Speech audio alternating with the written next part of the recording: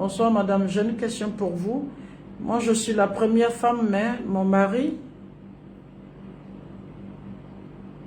m'a envoyé. Ça veut dire quoi?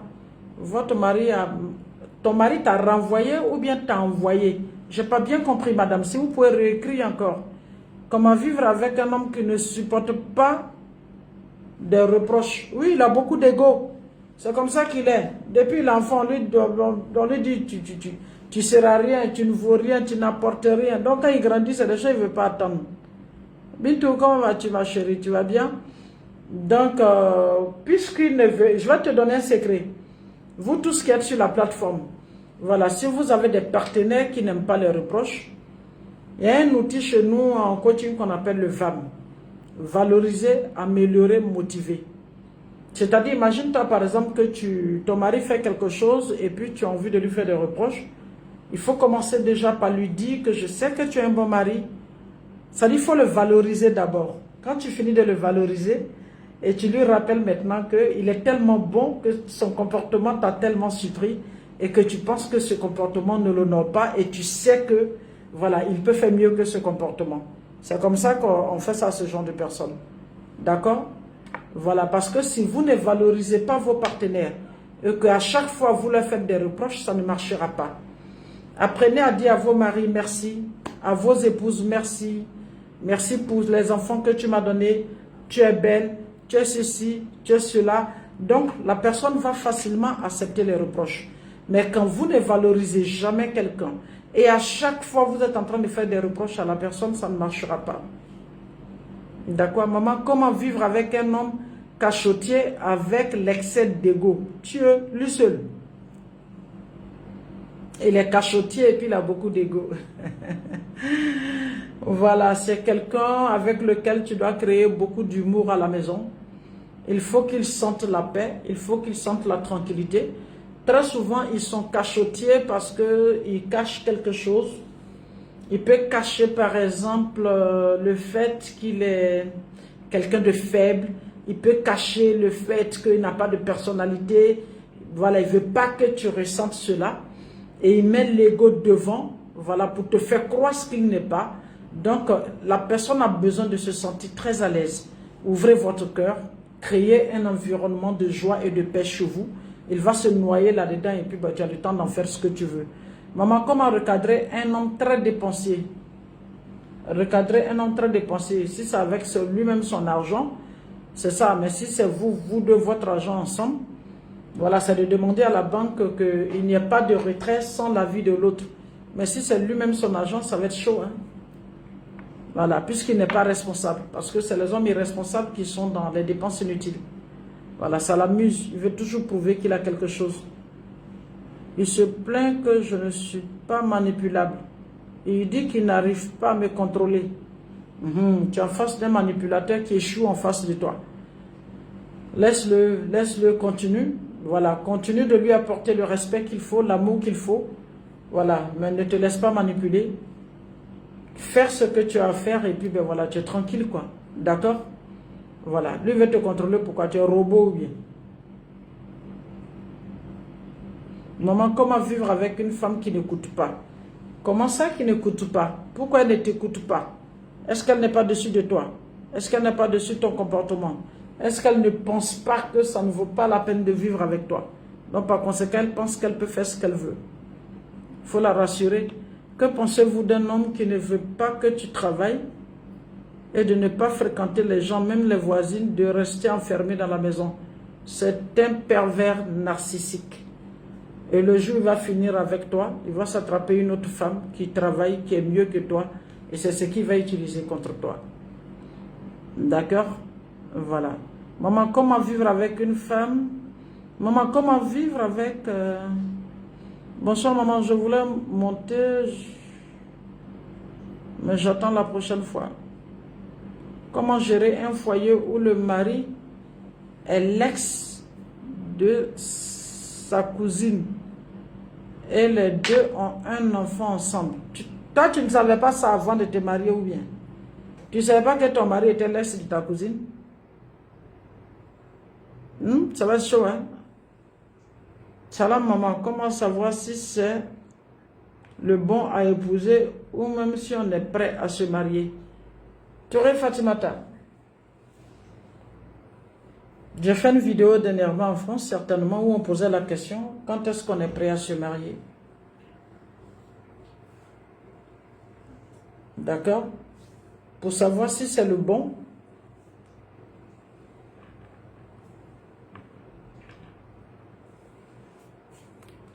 Il sera bon que toi-même tu te poses la question, est-ce que moi-même je suis la bonne personne? Parce qu'il ne suffit pas de chercher un bon partenaire. Est-ce que toi-même tu peux servir à être une bonne partenaire? C'est d'abord ça. Un. Maintenant, pour savoir si toi-même tu es prête à te marier, si tu es spirituel, certainement tu vas présenter à Dieu, l'envie va arriver. Et tu sentiras que tu as cette maturité. Voilà, de partager, d'écouter. Tu as cette grande force de respecter, de considérer. Voilà, parce que j'ai toujours dit que dans le mariage, il n'y a rien à prendre. Le mariage, on vient pour donner. Et toi, tu viens donner quoi? Prends une feuille et puis tu te poses la question. Si je dois me marier, je peux donner quoi à mon mari? Ce n'est pas seulement ton corps. Ton corps, il peut en avoir partout. À part ton corps, tu peux apporter quoi? D'accord? Voilà. C'est un travail que tu dois faire sur toi-même. Le dire comme ça en direct, ça va être chaud. Voilà. Comment peut-on... Les critères, des trucs, tout ça, ça c'est en inbox. Que tu pourras comprendre, Touré Fatoumata. D'accord? Si tu te rends compte que tu es une femme qui est très scandaleuse, c'est que tu n'es pas encore prête à te marier. Si tu n'aimes pas les reproches, tu n'es pas encore prête à te marier. Si tu es égoïste, tu n'es pas encore prête à te marier. Si tu n'as pas de l'empathie, tu ne sais pas te mettre à la place des autres, tu n'es pas encore prête à te marier. Si tu n'as pas une forte spiritualité, tu n'es pas encore prête à te marier. Il faut plutôt chercher tout ce que tu as comme lacune et tu vas comprendre que ça va être compliqué pour se marier. Mais quoi, je ne suis plus mon homme de prendre une deuxième femme. Il ne veut pas. Comment le convaincre? Vous, votre affaire là, moi je ne comprends rien. Toi, tu supplies ton homme de prendre deuxième femme. Par rapport à quoi tu le supplies de prendre deuxième femme? Il y a quel problème? Il y a quoi derrière ta tête? Parce que vous les femmes, vous ne faites jamais ce genre de choses s'il n'y a pas quelque chose derrière ta tête. Nya, Jacques, tu veux passer?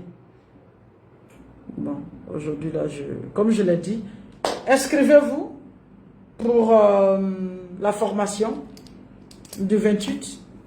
Vous allez venir découvrir vos partenaires. Même vous qui n'avez pas encore des époux. Il y a une qui posait la question tout à l'heure, comment comprendre si on est prêt pour se marier. Voilà, tu viendras comprendre rapidement, exactement, ce que c'est que l'humain en général. Ça te donnera certainement une idée. Inscrivez-vous pour le samedi 28. D'accord? Tapotez, hein? Continuez de tapoter. Maman, je veux une coquine avec vous. Ça doit m'aider. Tu veux une coquine avec moi? L'ex de sa propre cousine, c'est ça qu'elle a là. Avec tout le bagage que vous avez, je vois que vous ferez des livres. Oui, Gildas, en mars prochain, le 3 mars prochain, Inch'Allah, si Dieu le veut, votre livre sortira. Et bientôt, on va commencer à faire la promo. En janvier, certainement. Tout est déjà prêt. L'édition est lancée. Et en même temps, ça va être suivi de 26 séries, voilà, de courts-métrages. D'accord? Voilà. Tout est déjà prêt pour l'année 2025. D'accord? Maman Salam, comment vivre avec un homme avec qui on n'a plus de rapport depuis 9 ans? Ah, depuis 9 ans, toi tu es là-bas, tu fais quoi? Tu surveilles sa maison quoi? Mais il n'y a rien à vivre puisqu'il n'y a pas de mariage. Hein ma chérie? Vous allez grouper sur les livres, d'accord, Inch'Allah. Maman, s'il vous plaît, comment se comporter avec un homme qui est toujours sur son portable? Il faut détourner son attention. Et tu vas détourner son attention avec quoi? Il faut connaître ton partenaire pour savoir comment détourner son attention. C'est pourquoi je vous dis, si vous êtes à Abidjan, payez les 10 000, là, venez à la formation. Si vous êtes en Europe, payez les 10 000 et prenez le lien pour suivre. D'accord? Maman, comment vivre avec un homme qui est devenu distant? C'est qu'il y a quelque chose qui a dû le choquer. Il y a quelque chose qui ne va pas. D'accord? Il faut communiquer. Une communication saine en faisant attention aux verbes, au ton et au gestuel. Ok? Maman, un homme marié qui continue de sortir avec son ex, paye pas, même paie des loyers dehors. Mais ces deux, je parlais tout à l'heure là. Si tu n'étais pas là tout à l'heure, quand je vais couper le live, il faut aller écouter depuis le début. D'accord? Voilà. Ça dit, lui, il loue maison pour femmes dehors, il loge toutes ses maîtresses. Voilà. Si tu décides de vivre avec lui, il faut que tu penses à toi. Parce que lui, il est en train de préparer l'avenir et la vie de d'autres femmes dehors. Donc, il faut que toi aussi, tu penses à préparer ta vie. D'accord? Voilà. Si tu décides de rester avec lui, hein, ça va un problème là. Ça. Ils font ça, mais vous les aidez. Donc là, ça va être chaud.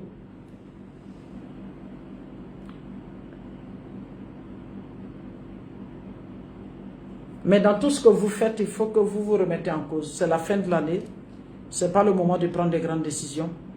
Mais remettez-vous en cause. Que chacun d'entre vous se remette en cause. Que ce soit homme ou femme. Posez-vous la question. Voilà. Est-ce que moi-même j'ai une belle attitude? Est-ce que j'ai un bon comportement? Est-ce que j'ai le bon ton? Voilà. Mettez-vous en cause. Et puis essayez de voir les choses que vous pouvez rattraper dans votre vie de couple. D'accord? Voilà, le mariage, il est sacré. On ne passe pas au divorce automatiquement. Plongez-vous dans votre mariage. Mais ne vous oubliez pas. Plongez sans vous noyer. Salam alaikum, maman. Je vis en France. Je souhaite avoir une épouse musulmane qui vit aussi en France. Je suis d'origine ivoirienne. Écris-moi 00225 07 06 36 35 43. D'accord? Tigré. Et puis on va regarder ensemble. Salam alaikum, maman. Allah te protège, amin, ya Rabbi. D'accord? Voilà. Donc, je vais m'arrêter là ce soir. Maman, comment rentrer en contact avec vous? 00225 07 06 36 35 43. Maman, j'ai envoyé ma quoi? J'arrive pas à lire. Salam ma coach, je suis perdue dans mon mariage. Tout ce que je veux aujourd'hui, divorcer après 7 ans. C'est délicat.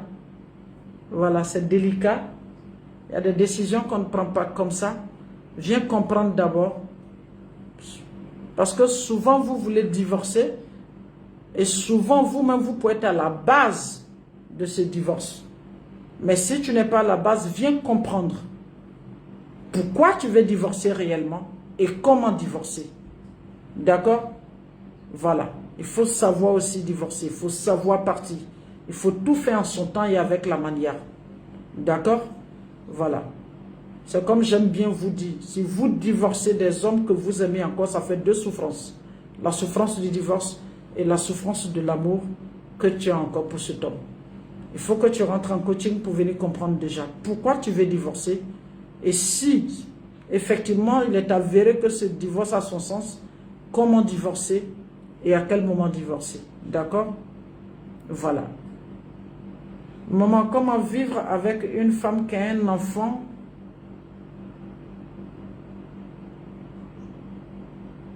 Comment vivre avec une femme qui a un enfant de vous, mais avant l'arrivée de cet enfant, vous a trahi? Il faut toujours en parler. Il faut toujours en parler. Voilà, parler, communiquer. Pourquoi elle a fait ça?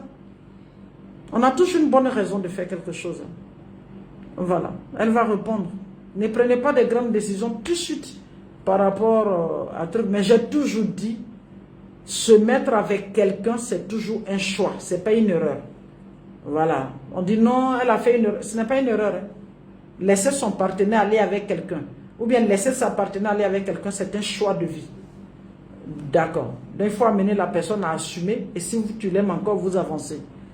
Comment faire si le mari prend toujours la défense de ses frères et ses soeurs, même si c'est eux qui ont tort? Mais pourquoi Adida, toi aussi tu passes ton temps à faire palabre avec tes beaux-frères?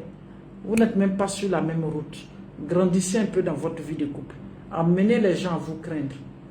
À partir du silence. Parlez peu. Plaignez-vous peu. Regardez les situations de loin. Voilà. Arrêtez de faire des histoires inutiles. Ça, c'est des histoires où c'est normal. C'est des histoires de gens où tu es perdant d'office. Il ne peut pas avoir deux frères, mais il peut avoir une autre femme.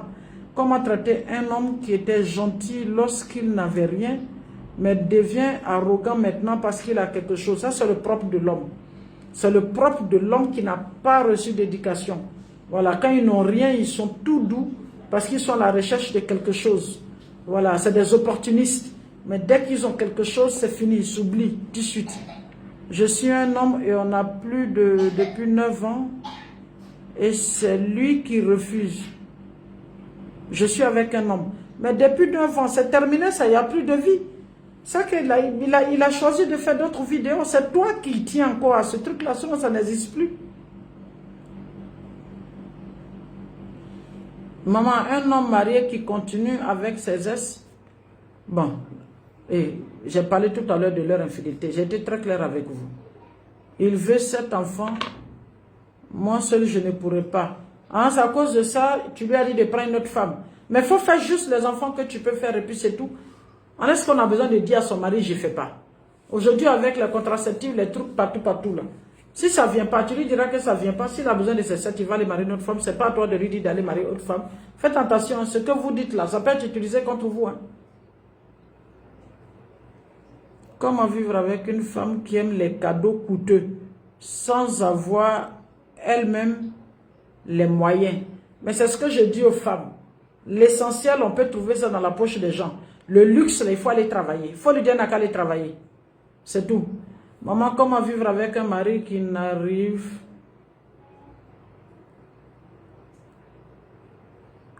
rien?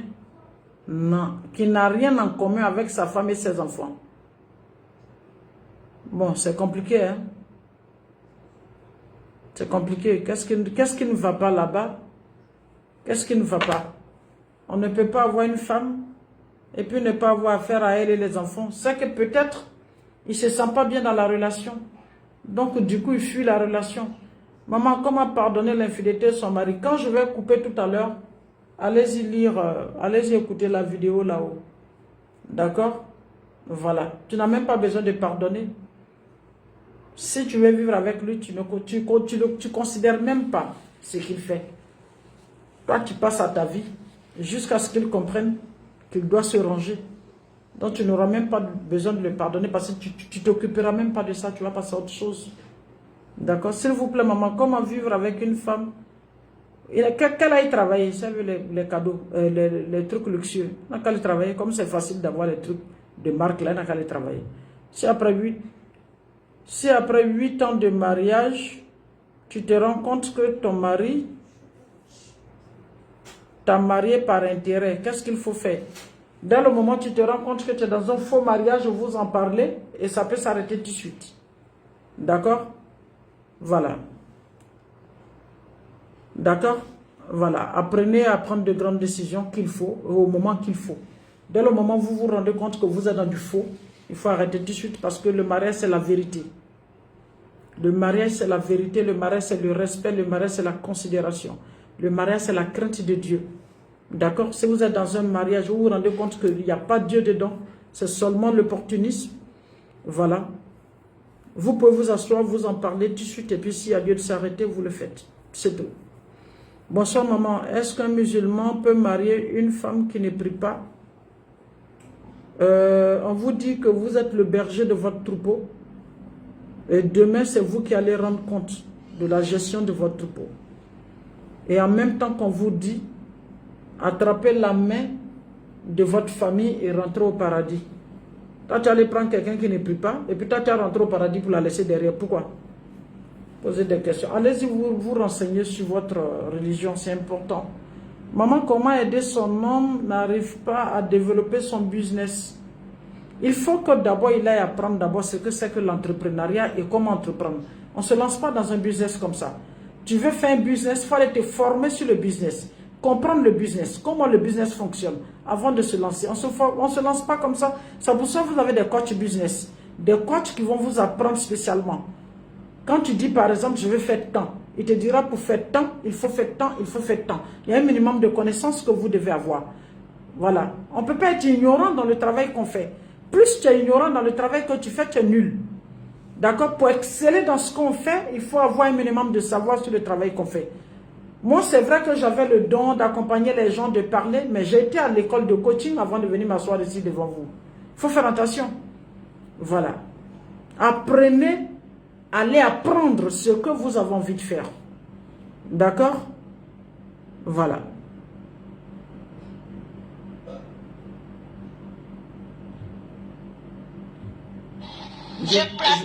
Je crois l'heure du live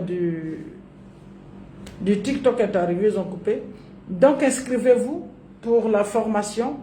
Voilà, avec les Maman Leaders. Vous avez les numéros qui sont là. Portez-vous bien, passez une bonne nuit. Et puis, je ne sais pas si je vais faire un direct encore d'ici la fin de l'année, peut-être. Mais déjà, je vous souhaite déjà joyeux Noël pour tous les chrétiens. Et puis, ben, déjà, bonne fin d'année. Que Dieu facilite, que Dieu nous veille. Allez, portez-vous bien.